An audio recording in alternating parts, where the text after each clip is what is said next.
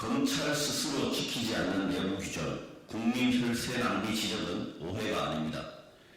검찰의 깜깜이 업무 추진비 영수 중에서 국민 혈세 낭비 실체가 드러나고 있습니다. 서산지청 업무 추진비 영수 중에서 1인당 10비로 2018년 11만원과 2020년 13만원을 사용한 것이 드러난 것입니다.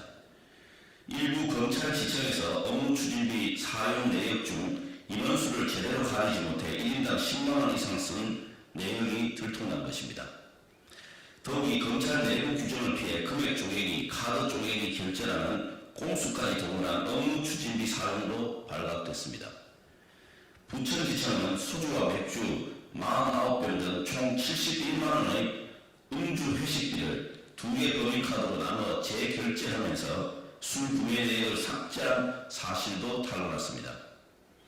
뒤늦게 50만원 이상 업무 추진비 사용 시 소속과 성명을 제출하도록 한 검찰 내부 규정이 생각난 것입니까?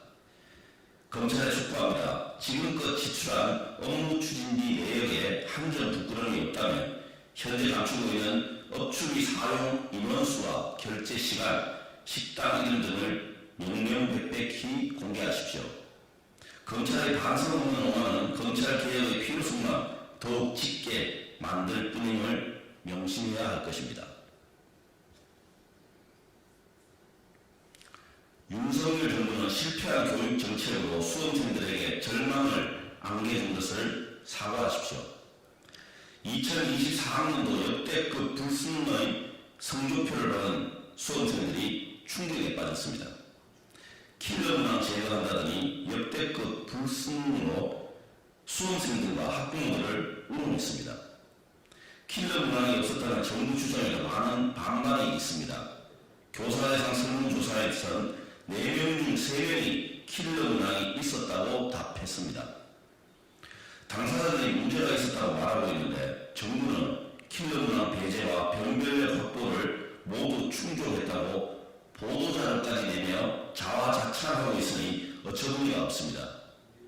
심지어는 수능 유일 만점자와 표준점수 수석 모두 강남 입시학원 출신 재수생인 것으로 확인되었습니다.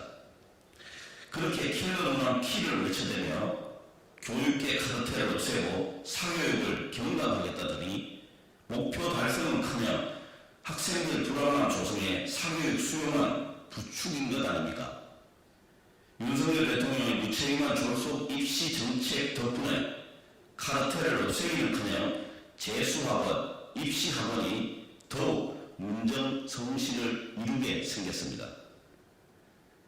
검찰 시절부터 수능 문제를 매년 검토해 교육 전문가 못지않은 지식을 가졌다던 대통령이 수능이 어려우면 사교육이 늘 거라는 기본적인 예측은 하지 못했습니까? 이번 사태는 100년치 대기를 대통령 마음대로 조변 섞게 한 결과입니다. 윤석열 정부는 실패한 교육 정책으로 수험생들에게 절망을 안겨준 것을 사과하고 교육 현장의 목소리를 반영하십시오.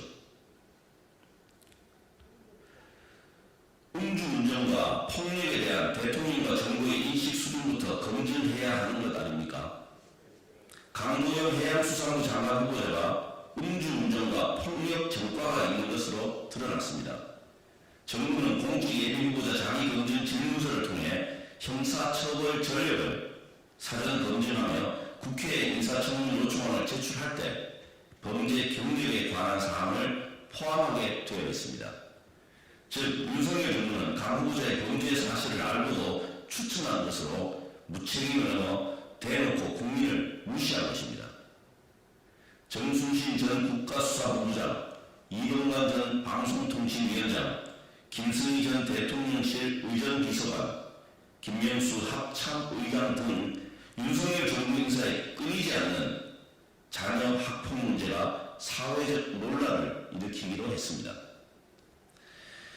그런데 이제는 형사처벌 전과가 있는 폭행 당사자를 장관 자리에 앉히겠다니 폭력에 대한 대통령과 정부의 인식 수준부터 검증해야 하는 것은 아닌지 묻고 싶습니다.